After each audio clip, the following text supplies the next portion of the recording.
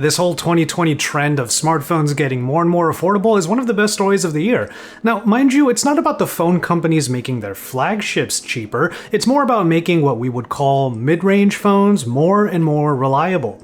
Now, this is due in part to how awesome specs have just become in general, thanks to the incredibly high-powered flagships that we've enjoyed over the last couple of years. Samsung is no stranger to this, almost quietly releasing the light editions of last year's phones, but now they're making their more oddly named FE edition more prevalent via the S20 line.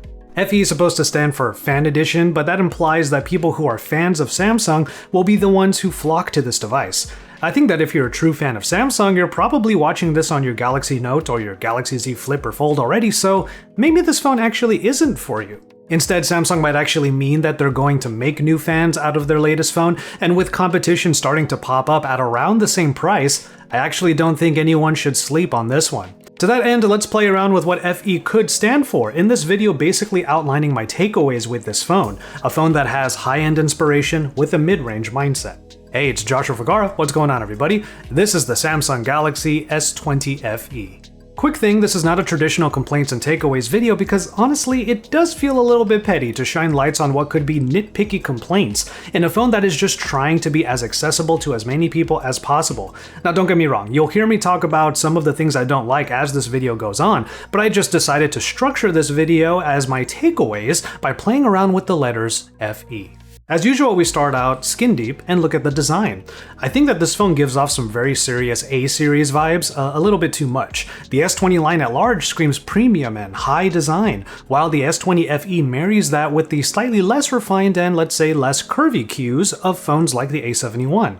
The Infinity O display has a punch hole that is a little bit bigger than what we might be used to by now, as well as a bezel that is a little bit thicker while also being just asymmetrical enough to be noticeable. And the camera hump on the back definitely doesn't have any of the overt stylings of, let's say, the S20 Ultra, but then again, nearly no phone does. But the merging of these two philosophies gave Samsung a bit more room to play around with the materials and the colors, which might actually be the best part.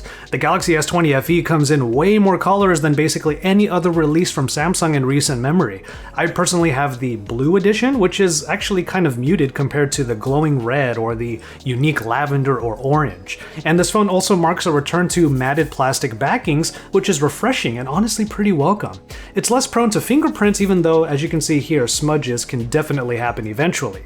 The frame is still made of aluminum, and altogether the S20 FE still feels premium, even if some of you out there still cringe at the word plastic for some odd reason.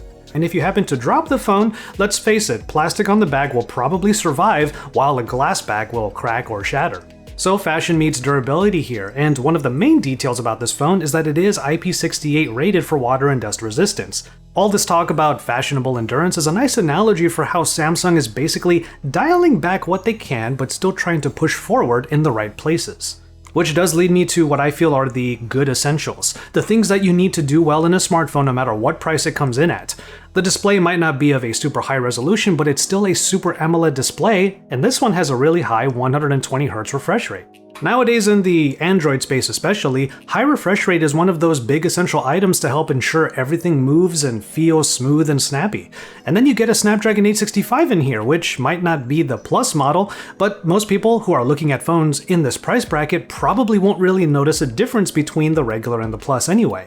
Performance simply continues at a high clip, whether you're watching media, scrolling through Twitter, or playing games that shine through the AMOLED panel. And there's plenty of room to do all of these things because the base models have 6GB of RAM and 128GB of expandable storage. Finally, the battery at 4500 mAh is large enough for full days of work and play, but you can get topped up fairly quickly with 25W charging or 15W wireless charging. Do you see how the story is playing out here? You're getting all of the main features that you would normally hear of in high-end flagships, only they're scaled back just enough to strike that balance between value and practicality. It's something that I keep noticing every time I go through nearly every aspect of the S20 FE. 3 cameras. That's the part I want to emphasize here at the start of this section, so I'll say it one more time. There are 3 cameras on the rear. I'll tie that all together in the end. Now for the selfie lovers, a 32 megapixel front-facing camera also allows for 4K video recording, which you know I'm all about. Obviously I'm wearing a face mask, so the live focus video, which is available for the front-facing camera, obviously, is not going to be able to really isolate me from the rest of the frame. That said, this still looks pretty cool. The glitch effect is still one of my favorite things that they introduced a couple of notes ago. And it's here on the S20 FE. Still have some fun with this phone on the cameras. But you get 3 sensors that adorn the camera hump on the back, covering the main focal lengths that you'd probably want in everyday shooting. You get a 12 megapixel main, a 12 megapixel ultrawide, and an 8 megapixel telephoto.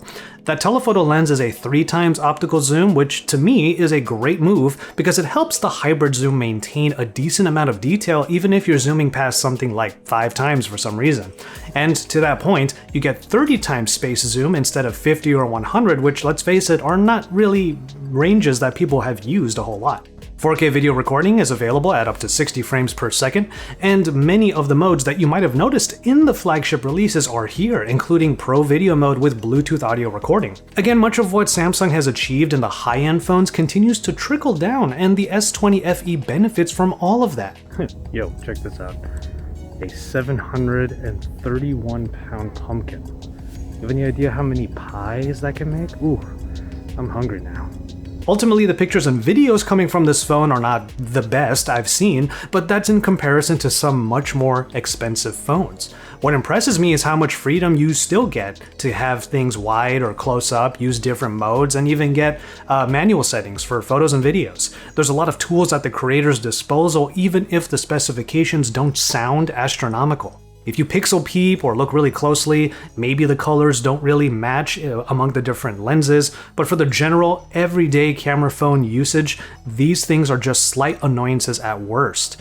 At best, this is a camera toolkit that has all the options to make smartphone photography fun while not sacrificing too much on the quality. And honestly, with the main competition at around $600 to $700 in the price point, this is the phone that will give you the 3 main fundamental sensors. While I might not be the most avid user of telephoto on my phones, I can certainly see some people using things like a Pixel 5 or an iPhone 12, and they kind of wish that they had optical zoom available instead of the lower quality digital zooms. That's why I say 3 cameras on the back. A lot of the other phones that you might be considering at this price point only come with 2. Honestly, it might have been for the best that I'm looking at the S20 FE now after we know what the Pixel 5 and the iPhone 12 or 12 mini are bringing to the table. I'm honestly really impressed at just how well Samsung was able to balance the scale between high-end experience and good value. I mean, right now on Amazon, every color of the S20 FE is available for $699, a price that gets you the Samsung feature-heavy software powered by a Snapdragon 865 and every essential lens you might want on the camera. I'm comparing this to, but it's not limited to, the Pixel 5, which is missing a telephoto despite having some zoom-heavy camera features, and that phone rocks a good but not as powerful Snapdragon 765G.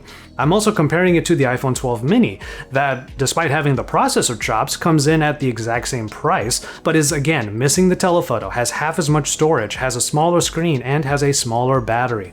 If you're the kind of person that focuses on just the spec sheets, well, this is the way that comparison would go.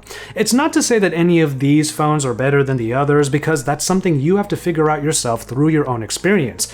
But when you just look at what those phones sacrifice compared to what Samsung has been able to pack into this, the S20 FE is an eyebrow-raising Goldilocks-like example.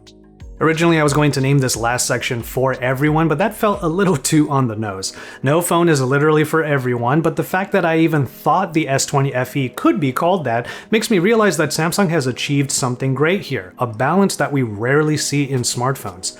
Even if it isn't the flashiest phone out there, I think this is a shining example that all companies should strive for. You should have your experimental phases, you should have your weird phones, you should have your $1,000 plus flagships, but don't forget to also have something that provides many of the same fundamental experiences for the rest of us, the users who want to get in on the fun too, but might not be able to put down the money for them. Is this fun for everyone? Maybe, maybe not, but now I think I get why it's called Fan Edition. It's for the fans on the outside looking in, seeing videos on the Galaxy Note 20 Ultras and the Galaxy Z Fold 2s of the world, wanting to support Samsung with their desires even if they can't with their wallets. Now they have a better chance of getting into the Galaxy, and this kind of company self-awareness and honestly outreach is exactly what we needed to see in 2020, and I hope we continue to see it moving forward. And so there you have it, my thoughts on the Samsung Galaxy S20 FE. It might not be the latest and greatest and the highest spec'd phone out there, but it still provides so much of the reliability that the S20s did at the beginning of the year while getting updated to some of the features introduced later on. And while I say this is an example of what other phone companies should be doing, let's be fair, a lot of them are actually trying to hit this kind of mark. But the S20 FE is one of the only phones that has some of the high-end specifications that simply dwarf some of the more affordable flagships that we're seeing from other companies. Let me know what you think of the Galaxy S20 FE, and let's have some fun. Let me know what you think FE could stand for in the comments down below as well. Have those discussions, and if you ask me, I actually think a Note 20 FE would be pretty dope, but we'll have to see what Samsung does moving forward. With all that said though, I'm going to go ahead and call it on this one. Thank you so much for watching. Get into the discussions down below, or at the very least, just drop some likes on this video, and subscribe to my channel if you haven't already. Take care of yourselves and each other, please, and until my next video, I'll just remind you to enjoy your tea, everybody.